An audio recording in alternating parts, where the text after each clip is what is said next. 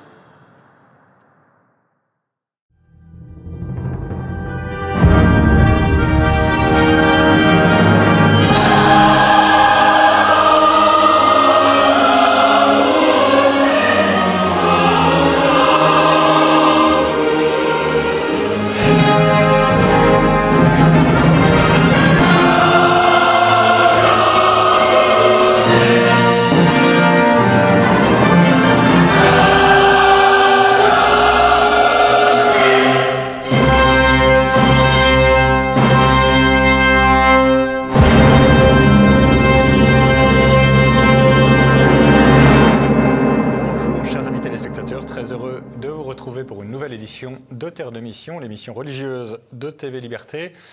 Nous allons d'abord commencer par recevoir Éric Audouard qui vient de publier une nouvelle édition du Verbe dans le sang, recueil de chroniques du père Leonardo Castellani, grand prêtre argentin qui a été un grand écrivain sud-américain. Le Verbe dans le sang, un recueil d'une 50aine de chroniques de ce grand jésuite argentin. Puis nous parlerons avec Philippe Maxence du bimensuel qu'il dirige, qui s'appelle L'Homme Nouveau. Et enfin, nous parlerons avec Jean-François Thomas, jésuite lui aussi, mais français, du dernier volume de ses méditations quotidiennes, le volume d'été, Méditations quotidiennes, qui viennent de paraître chez Via Romana.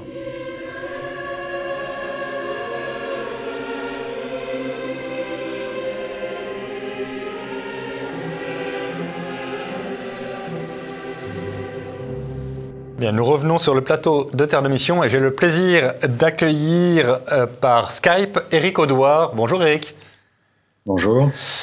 Vous venez de publier un nouveau volume de chroniques de Leonardo Castellani, prêtre argentin au style flamboyant. Le recueil s'appelle Le Verbe dans le sang. Mais d'abord, est-ce que vous pourriez nous dire un mot de la vie de Leonardo Castellani ? Oui, je voudrais d'abord dire que il s'agit d'une réédition et pas d'une édition originale, et qu'elle est le fruit quand même d'une amitié entre plusieurs hommes, puisque l'ouvrage était épuisé depuis la disparition de Pierre-Guillaume Deroux en 2021 et que Pierre-Yves Rougeron a décidé de lancer cette réédition et que à cette occasion, j'ai augmenté l'édition originale de 16 textes, ce qui nous fait un corpus de 53-54 textes, assez représentatif de l'esprit de ce prêtre argentin, donc on va présenter assez rapidement. C'était un prêtre argentin né à la fin du 19e siècle, 1899, mort en 1981, donc il couvre presque tout le 20e siècle. Son destin est assez lié au destin de son pays, qui est l'Argentine était en plein essor jusque dans les années 30, et après il y a eu ce qu'on appelle la décade infâme, il y a un tas de problèmes politiques, la corruption, un État qui ressemble beaucoup d'ailleurs à l'État de notre pays actuel. Et Castellani a été un des, disons, fers de lance du nationalisme argentin.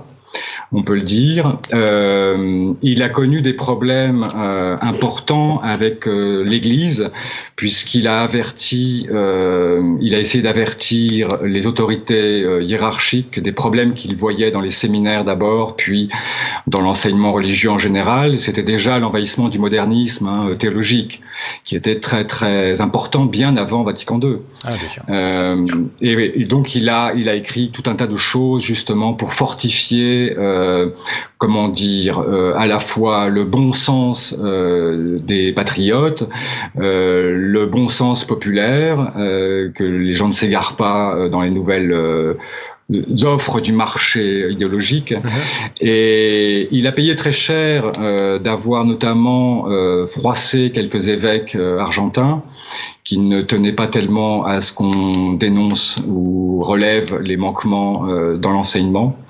Et il a payé tellement cher qu'il a été exilé en Espagne pendant 2 ans, en 47, de 47 à 49, qu'il a fini par s'évader parce que les traitements étaient particulièrement douloureux. C'était un isolement total. Et il est revenu et il a connu, pour faire évidemment très, très bref, il a connu une période jusqu'à la fin de sa vie d'assez grande pauvreté, de difficultés à éditer, alors qu'il était quelqu'un de très prometteur dans les années 40, parce que les autorités ecclésiastiques, encore une fois, ils n'ont pas les pouvoirs politiques, malgré le changement de régime très important en Argentine depuis entre 45 et les années 80, c'est pas le pouvoir politique qui l'a cassé, c'est vraiment c'est le monde religieux, ce sont ses frères catholiques. Comment il était situé ecclésiastiquement? Il était membre d'une congrégation? Il était prêtre diocésain? Alors, il était jésuite déjà, et il était éducateur. Donc, il a eu éducateur, professeur. Son métier était professeur. D'ailleurs, il ne comprenait pas trop pourquoi les prêtres travaillaient pas. C'était pas un prêtre ouvrier, mais pour lui, l'important était quand même que les prêtres aient une fonction autre que sacramentelle. Ça, c'est très important dans son rapport justement à la vie réelle des sociétés, qui est l'objet des chroniques dont vous avez parlé, dont le recueil est plein. Son activité principale était l'enseignement. Il a été professeur de 5, 6 jusqu'à 7 matières. Il était diplômé en psychologie. C'est le premier diplômé en psychologie de toute l'Amérique du Sud, d'ailleurs. Il est diplômé à la Sorbonne. Il a travaillé avec Dumas, il a travaillé avec des gens qui étaient très importants dans la psychiatrie en France. Et enfin, c'est là qu'il s'est éduqué. Et il a aussi une formation thomiste. C'est un des grands thomistes argentins, sinon sud-américains. Il a traduit les 5 premiers tomes de la Somme théologique. Mais sa spécificité, disons, a été vraiment d'inventer, je dirais, un genre tout à fait nouveau, qui serait ce que j'ai appelé moi le journalisme théologal, c'est-à-dire qu'il a été contraint, et aussi par goût, puisqu'il avait un talent littéraire très très développé, d'écrire des articles dans les journaux, dans tous les journaux qu'il acceptait sa plume. Ça a été dans la grande presse, puis après, quand on l'a empêché de publier dans des petites feuilles de chou, quelques revues nationalistes et puis il a fondé lui-même à la fin de sa vie une revue d'ailleurs qui s'appelait Jauja, ça veut dire cocagne en français, une très très belle revue d'ailleurs dont on n'a pas l'équivalent aujourd'hui, vraiment très très belle. Et donc sa plume que vous appelez flamboyante, qui a d'autres qualités d'ailleurs, à mon avis, de vitesse, de fantaisie, au service du sens commun, au service même du thomisme le plus aristotélicien possible, mais avec énormément d'humour, de percussion. Et aussi une économie de moyens assez grande. C'était pas quelqu'un qui posait par stylisme, formalisme, si vous voulez. Il avait un énorme amour de la littérature, mais elle était évidemment au service d'une vision et aussi, il faut bien le dire, pour une grande partie de son œuvre journalistique, d'un amour pour son pays, pour sa patrie, un désir de convaincre, disons, d'empêcher les égarements et les confusions nées des hérésies, des dernières hérésies qu'il voyait envahir le monde moderne. J'imagine que le titre est choisi par vous, Le Verbe dans le sang. Qu'est-ce que vous voulez dire par là ? Qu'il l'avait dans le sang. C'est le verbe avec majuscule, évidemment. Je l'ai expliqué un petit peu dans la longue introduction, qui est assez complète sur ma vision de Castellani. C'est la mienne, il y a d'autres façons peut-être de le voir. En Argentine, beaucoup de gens se disputent un petit peu son œuvre, même s'il n'est pas très très connu là-bas. Qu'est-ce que je veux dire par le verbe dans le sang? Vous savez, il y a une expression en français, c'est la sagesse dans le sang. Je pense c'était quelqu'un qui était très sage, mais je pense qu'il avait un peu plus que la sagesse des hommes. Il avait la sagesse de Dieu, qui est évidemment folie pour les hommes. C'est pour ça que j'ai appelé ça le verbe dans le sang, qui, à mon avis, me semble contenir à peu près tout le message. Absolument. Donc, Leonardo Castellani, Le verbe dans le sang, donc c'est un recueil d'une cinquantaine de chroniques traduites et sélectionnées par Éric Audouard. C'est paru chez Perspective Libre, ça fait à peu près 500 pages et c'est une superbe introduction à Leonardo Castellani. Merci beaucoup, cher Éric Audouard, d'abord pour avoir accepté notre invitation et surtout pour avoir traduit et sélectionné ces chroniques qui rendent Castellani extraordinairement contemporain, extraordinairement puissant dans notre débat public et pas dans le débat public argentin des années 30, mais dans notre débat public d'aujourd'hui. Oui, j'espère qu'il sera utile aux chrétiens pour leur faire comprendre qu'ils sont les soldats les mieux armés pour affronter les temps qui viennent. Absolument. Merci beaucoup.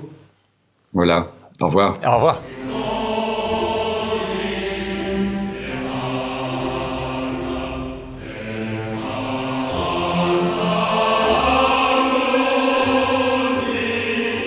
Retour sur le plateau de Terre de Mission et j'ai le plaisir d'accueillir de nouveau Philippe Maxence, le rédacteur en chef de L'Homme Nouveau. Bonjour Philippe. Bonjour Guillaume de Tulloy et merci de votre invitation renouvelée.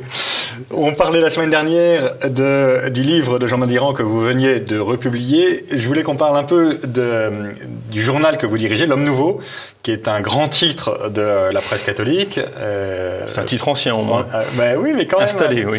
Un titre installé et qui a un positionnement important dans la presse catholique, notamment, en tout cas pour moi qui suis un consommateur, entre guillemets, un lecteur, un positionnement important sur la partie doctrine sociale de l'Église. Il n'y a pas beaucoup d'organes de la presse catholique qui s'intéressent autant que L'Homme Nouveau à ce que les papes disent sur la société, sur la politique, sur... Voilà. Je pense en particulier à l'action, on en a parlé un peu brièvement la semaine dernière, mais en particulier à l'action de Marcel Clément, mais ça vient probablement plus loin encore de votre fondateur. Ça vient de l'origine, effectivement, L'Homme Nouveau, si je peux dire quelques mots de l'origine, a été fondé en 1946 par un prêtre, le père Filaire, qui était un homme très charismatique, avec une grosse présence. Une grosse présence, comme vous dites, oui, et qui en même temps était professeur à l'Institut catholique de Paris, professeur de philosophie, qui avait créé un mouvement avant-guerre qui s'appelle Pour l'unité. Alors, c'est pas pour l'unité des chrétiens, mais pour l'unité du monde autour de la papauté. Enfin, voilà, il y avait un engagement très fort et de ce côté-là, une lutte contre contre tous les pouvoirs totalitaires qui étaient la grande menace de l'époque.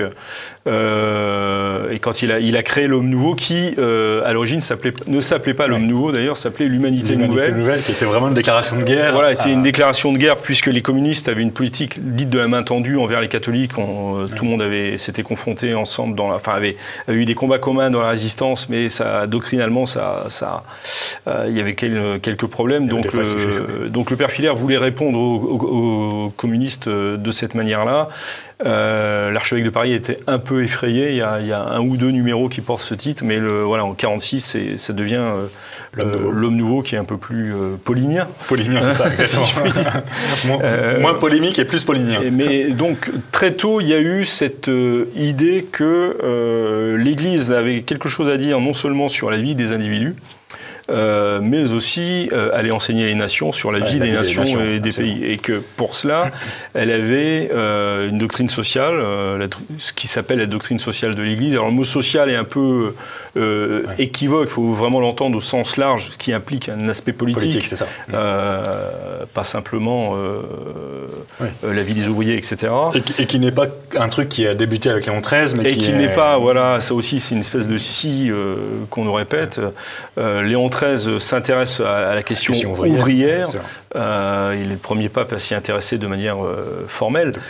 Mais évidemment, il y a tout un enseignement qui part d'ailleurs du Christ, qui est transmis par les apôtres, et ensuite par les pères, par les docteurs, etc., par les papes, et qui forme tout le patrimoine doctrinal de ce qu'on appelle aujourd'hui la doctrine sociale de l'Église. Et l'homme nouveau, alors va donner, enfin cette présence de doctrine sociale de l'Église est là dès l'origine.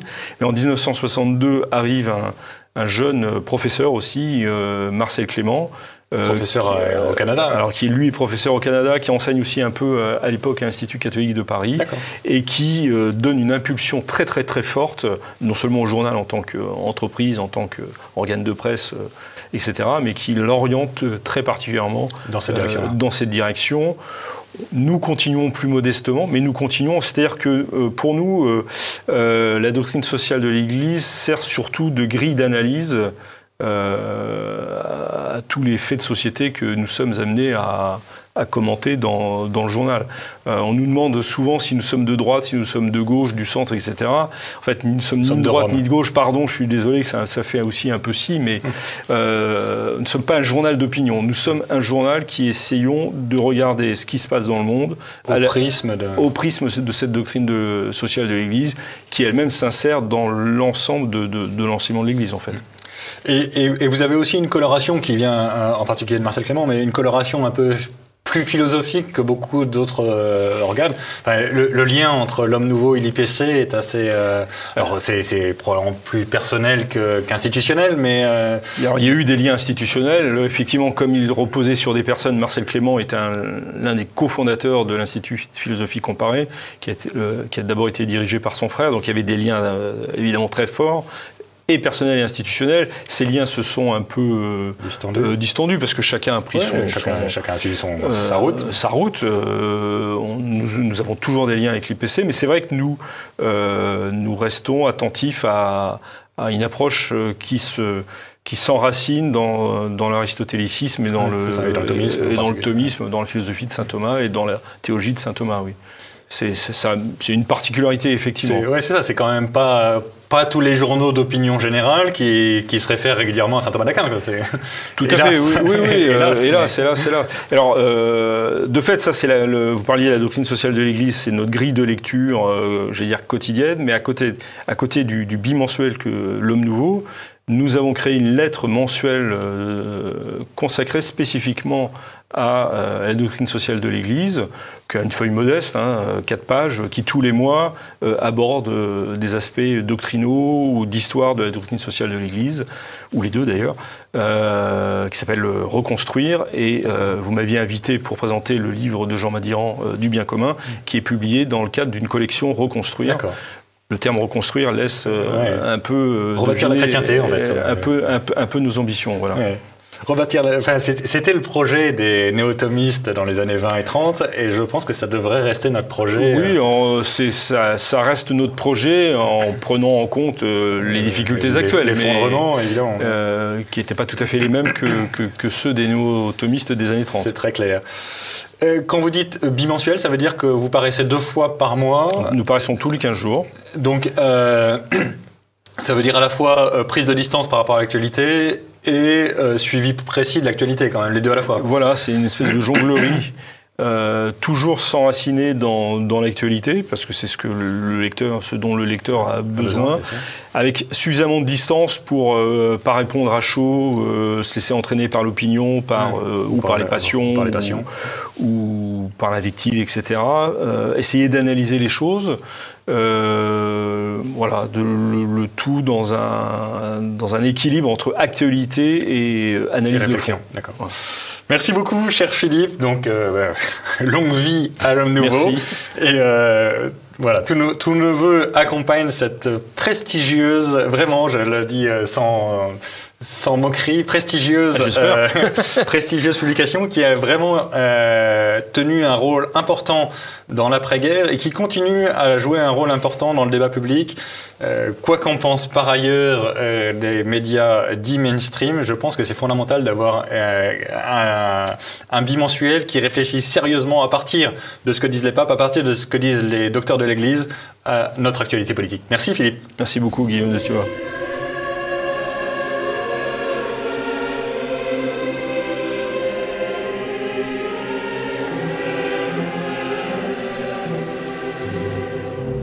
Il y a une nous revenons sur le plateau de Terre de Mission et j'ai le plaisir d'accueillir de nouveau le père Jean-François Thomas, jésuite. Bonjour mon père. Bonjour cher monsieur. Merci beaucoup d'avoir accepté notre invitation. La dernière fois, je pense que vous étiez pour votre dernière méditation quotidienne et là, vous êtes pour la dernière de l'année, le petit volume de méditation quotidienne de l'été, paru chez Via Romana comme les 3 précédentes.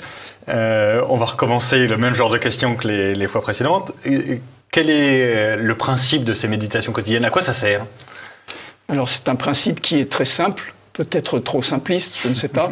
C'est simplement proposer aux fidèles et aussi à tous les hommes de bonne volonté qui sont intéressés quelques pistes de méditation, de temps où on se pose et où on se repose aussi, chaque jour, donc sur un thème spirituel, souvent à partir des Saintes Écritures, mais également avec l'aide parfois de poètes ou de philosophes ou d'écrivains qui ont pu aussi être inspirés, pas de la même façon évidemment que ceux qui ont composé les Saintes Écritures.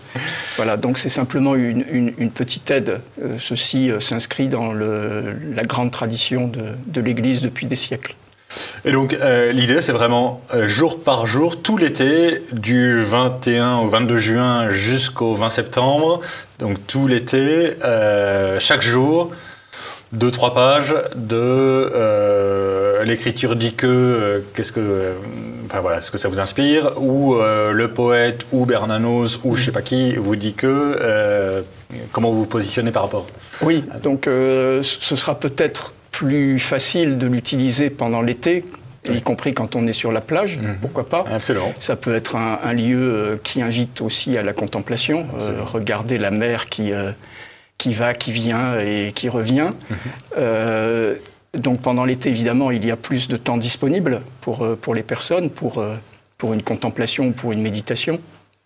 Et le but est en effet de se laisser porter dans une sorte de composition de lieu, en utilisant tous ses sens, pas uniquement lire un texte, mais essayer aussi, lorsque tel passage des Saintes Écritures est cité, de se mettre dans le contexte. Et vieille tactique jésuite, si je puis dire. Vieille tactique jésuite, oui. Mais ça, c'est de la bonne tactique jésuite. Oui, absolument. Absolument. Et pardon de l'expression, mais quelle est la coloration des méditations d'été par rapport aux méditations d'hiver? Est-ce que l'atmosphère change ou comment vous voyez les choses? Alors, je ne pense pas qu'il y ait un changement de saison dans la vie intérieure. Il y a évidemment des saisons dans la vie intérieure, mais qui sont propres à chacun, quand on passe, par exemple, par des désolations ou des consolations.